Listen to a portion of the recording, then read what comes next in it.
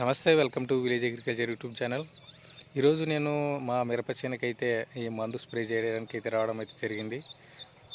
ఎందుకంటే ఏ మందు స్ప్రే చేస్తున్నానో ఏది అనేది అయితే చూపిస్తున్నాను. చూడండి, ఇక్కడ చూస్తున్నారు కదా, ఇది ఈ ఆకలి అయితే రాలుతూ ఉందన్నమాట. ఈ పండాకు సమస్య అయితే ఎక్కువగా కనిపిస్తుంది.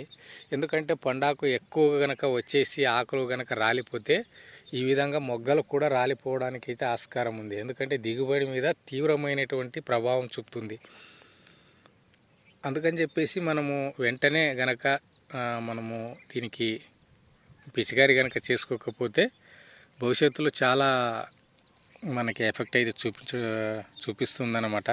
ఎందుకంటే ఇది దిగుబడి మీద చాలా ప్రభావం చూపించే అవకాశం ఉంది. ఈ ముడత గిడత అయితే ఏమి లేదు, ఇది ఈ పండాకు సమస్య మాత్రమే నా దాంట్లో ఎక్కువగా కనిపిస్తుంది.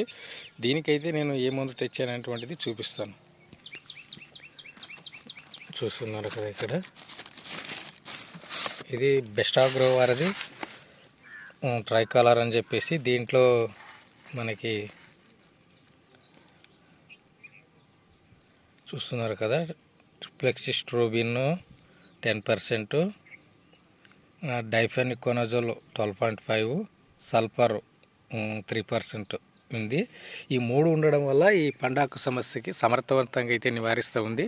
అందుకని చెప్పేసి ఇది తీసుకురావడం అయితే జరిగింది.